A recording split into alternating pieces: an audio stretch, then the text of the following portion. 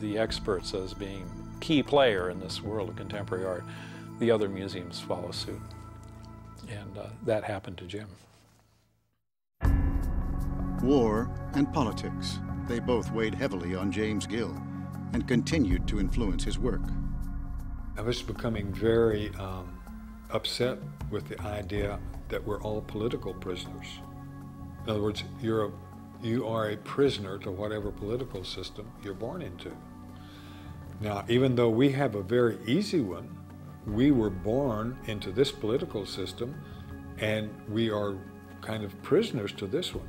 Like the people born in Mexico are prisoners to their political system. In China, in Africa. And that ain't fair.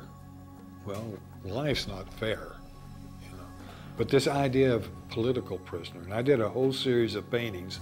I didn't have an answer for that, really. We're political prisoners, and just a statement, In the fall of 1968, Gill was commissioned to paint a portrait of Russian novelist Alexander Solzhenitsyn for the cover of Time magazine. I spent about 48 hours straight, got it painted. So they sent a courier to pick up the painting, got a call, and they said, "We love it. You have to fly to New York." And I said, "I don't fly." They said, "Well, you got to." I said, "No, I don't have to, because I don't." I said, "Well, we probably won't use your painting if you don't come." I said, "Well, that's life, but I'm not going to fly to New York." And then they called me Monday morning and said, "Well, go to the newsstand in the morning. Your painting is on the cover of Time." Time magazine was Time magazine back then. Right. It was a big deal. Yeah, it really was. I mean, that was a really special thing. By the end of the 1960s, James Gill had achieved a level of success he'd never imagined for himself. But after nearly a decade in Los Angeles, the laid-back Texan felt out of balance. Too many wild parties with too much booze and too many drugs. Gill felt that both his art and his soul were suffering for it.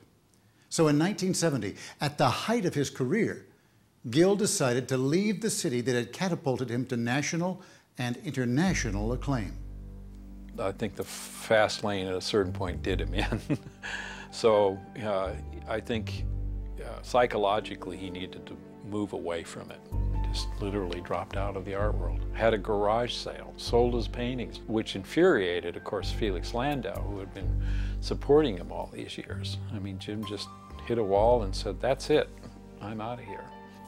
I came to the conclusion about something. All of these people that I was meeting that were rich and famous were not happy, And the artist, you look at how many artists were happy. Van Gogh, very few happy artists. I thought, well, what I want to do is to be happy. It's not the fame that makes you happy. It's not the money that makes you happy. It's just being in tune with your life, whatever you're doing. And where did you go? I went to Whale Gulch. Excuse me? A place called Whale Gulch. There is no such place named Whale. There is a place, Whale Gulch. And I moved there and, bought a few acres and put in roads, cut down some trees, milled lumber, built a house. Why did you choose Whale Gulch? It was just a place that was in the middle of nowhere. Get lost in the country. To cook your biscuits on a wood stove. Were you painting? No. Well, I probably could have. I thought that I could take my reputation with me, and keep selling paintings, but it didn't happen. The art world is unforgiving in the way that it just, once the artist gets out of the mainstream, they're considered, out. As a result, he was short of funds fairly soon and had to take a series of different kinds of jobs, and some of them sounded kind of amazing to me. In fact, he worked for a period of time as a dishwasher, he tells me, and bartender in a little restaurant. Just anything to make a living while he was trying to evolve into something that only he knew, and I'm not sure he was fully aware of it. To make ends meet, Gill eventually fell back on his drafting skills. For a decade and a half, the celebrated artist lived in tranquil obscurity, with no plans to return to the art world, until, ironically, the day he was inspired by his work in architecture. I was designing houses on the computer. I learned AutoCAD and all the technical things, and I would see what would happen on that and make a mistake and say, wow, I wished I could do that as a painting. Wished I could paint that or get that shape, or, you know, and then finally, oh, click, why not? He sort of instantly realized that that's where the next thing's going to happen. So it was natural for him to sort of gravitate back to that world. He's a true artist that has come up with something that's compelling and unique, and we gravitate towards that with immediacy and want it now.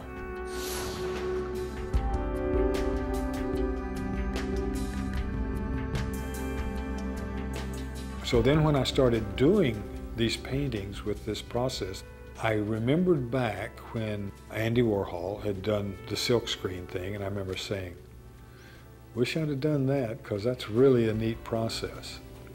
But then I got mine and I said, eat your heart out.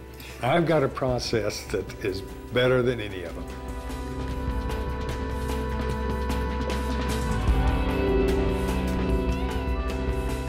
What I like most about Jim's process is Jim. He's a unique person, a great artist, and the combination of the two is what makes him what he is. This is a development, a lifetime development. Let me tell you about an experiment I conducted back in 1963. I was using the Polaroid camera and taking pictures of models, and I would take those images and transfer them to canvas and to paper. But some people kind of said, well, anyone can do that. And so I thought, well, can anyone do this? So I tried an experiment. I took a model, and I had myself and 3 of my friends stand in the same place. The model was in the same place. And I took my photograph, and they took their photograph. When we laid these out, there was no doubt about it, my photographs were Jim Gill's. And so that really kind of gave me a freedom to do a lot of experimenting. And I say, okay, this is a Jim Gill, no matter where it goes.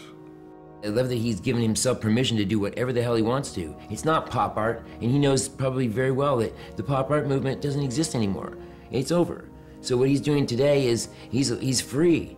It's not pop, it's not abstract, it's not figurative, it's whatever it is, but it's got his touch. What I love most is the speed at which I can do something. I think back about de Kooning spending 4 years to do a painting. Well, I'm just a different type of person, you know.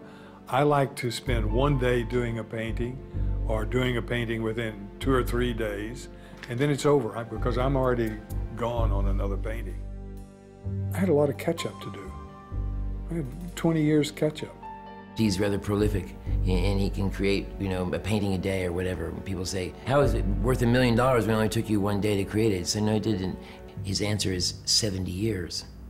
It took 70 years to create that canvas. It's just another observation of that, which he said about the Polaroid. It's always a James Gill. It's a James Gill because it's coming from his hand, his brush, and 70 years of experience behind it. I developed the way that I put it on a computer, the way I get it on the canvas. It's just a faster process of collage. I used to cut out things and paste them and arrange them and then sketch from that, make a painting from that. And now I do it on the computer. And then I can play with scale and size on the canvas.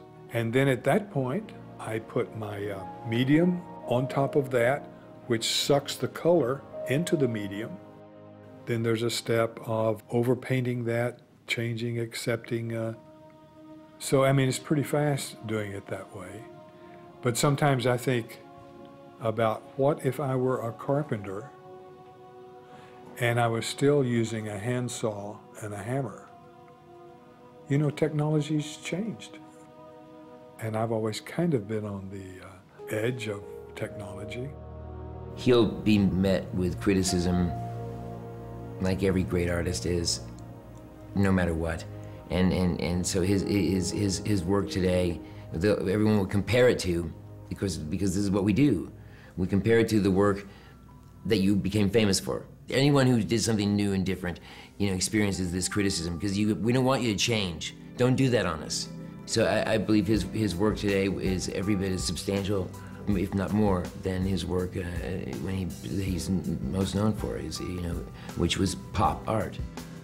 One of the things that I've really been working on the last 5 or 6 years is trying to merge portraiture and abstract, because I love both of the paintings. I think artists want to merge the two, the figurative and the abstract, and I think I'm doing a pretty good job of getting this on the canvas. An artist's job is to shake it up. He's still alive, it's still alive, he's shaking it up.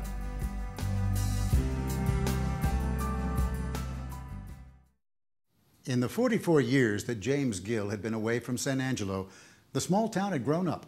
It now boasts an award-winning art museum. When it was decided that the museum should present a retrospective of the art created by San Angelo's most famous native son, organizers were surprised to learn that Gill was still alive, and even more surprised to find out he had an entire collection of new work. I was thrilled with the show on many levels. Number one, I'm still a person who loves art. And when we were done installing the show, and we did do a number of things I think that were unique in the way we presented it, I was thrilled. I mean, I really enjoyed looking at his work. The retrospective was magnificent. Just being able to see so many stages of his work, and he's gone through so many phases, and to see it all in one place, it was amazing. Community reaction was incredible. We kept it up for an extraordinarily long time. I think it was well over 3 months. That's unusual. It was the only thing we showed, the entire museum, and that's rare. We normally have 3 or 4 exhibitions going simultaneously. His stuff plays very, very well. I mean, it's just amazing, how people love the imagery. James Gill had no way of knowing that his hometown retrospective would attract international attention. What happened was a group of German businessmen recognized the fact that of all the pop artists of the 1960s who had achieved great notoriety, the only one whose work was available for less than millions of dollars, of course, was James Gill. They saw the opportunity and they intended to bring the work over there, reintroduce it and James to the European art market and cash in. They wanted to buy everything I did. All of the paintings in the show were finally bundled up, crated, sent back to Germany, and about the time they got there, a big surprise. This company, the CEO of that company, they were all arrested. And we still don't, it's been a year and we don't know what the charges are. But one of the things about it is all of my paintings were confiscated and they think it belongs to them, and they were sent there on consignment. So eventually I expect to get them back. How many paintings? 334 paintings. That's a bunch of paintings. Well, it's about 15 years' work, yeah.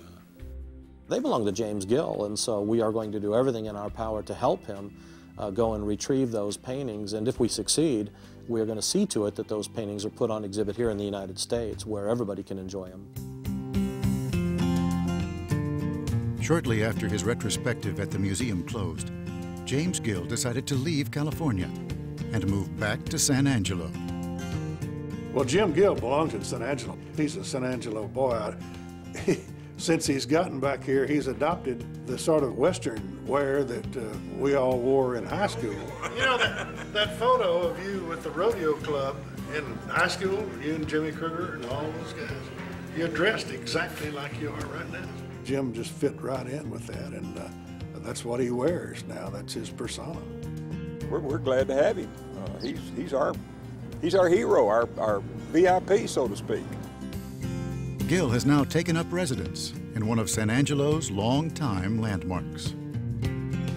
I'm living in the Cactus Hotel, which was a childhood dream. Why is that? It was a symbol. The wealthy ranchers usually would come here during the winter and stay in the cactus. It was just a really special place. And now you're living here. Now I'm living here. So in a way, you're living in a childhood dream. Yeah.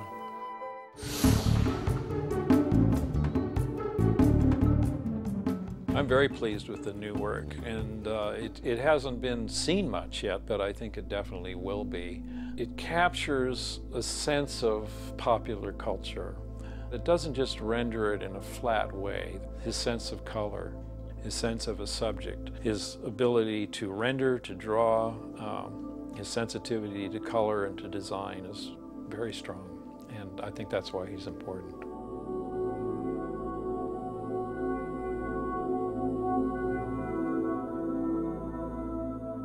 The thing I appreciate the most, admire the most about Jim Gill's new work is the complexity of it. Whereas with his simpleness, the simplicity of the pop art and the complexity of his new work, you know, is compelling because you want to study it. You want to look at it over and over again.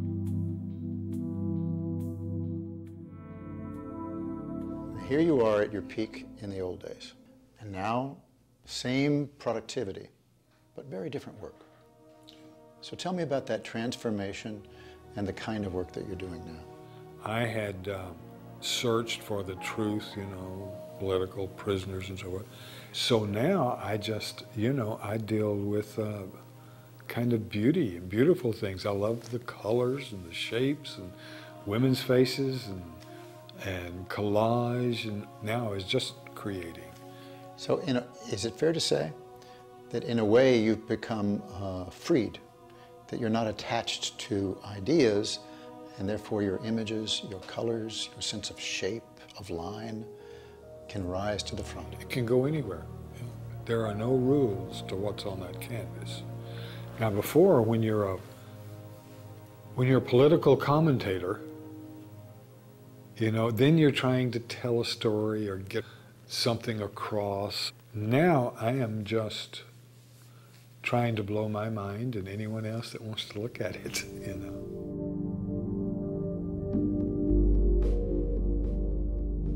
The fact that an artist can reinvent himself is very important. I mean, I think that's the true gauge. An extreme example of that would, of course, be Pablo Picasso, who went through many different styles. And Jim has that same ability.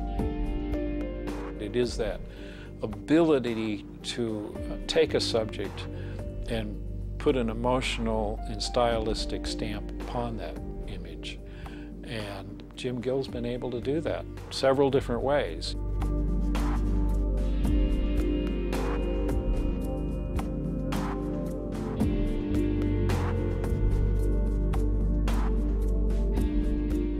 I love to paint. I like to wake up in the morning to get started. At night I say, well, hurry up and get this sleep over with so I can, you know, get into a new painting. Because every painting is really kind of an experience. The man knows how to make images. He's an image maker.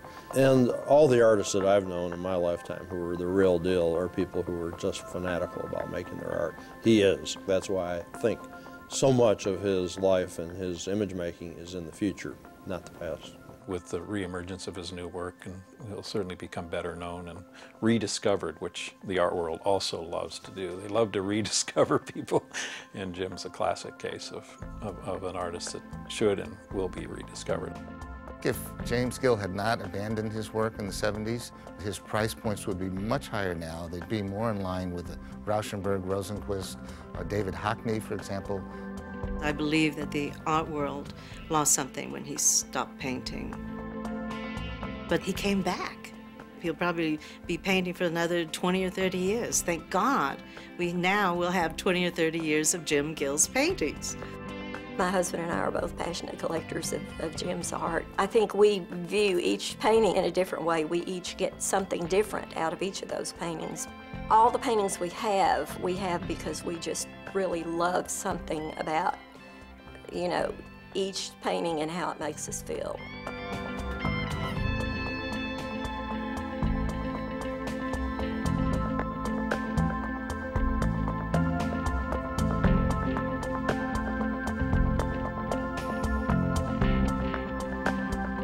An art collector very rarely has the opportunity to buy museum-level art by a museum-quality artist, short, of course, of spending hundreds of thousands, if not millions of dollars.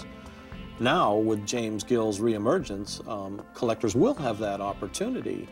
Obviously, there is going to be a closing of the gap between the prices of the other recognized pop art icons, such as Warhol and Lichtenstein and James Gill.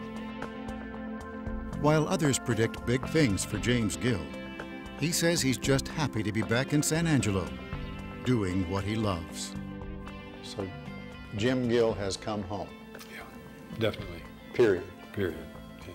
Not going away again. You never know what's going to happen. I mean, with my life,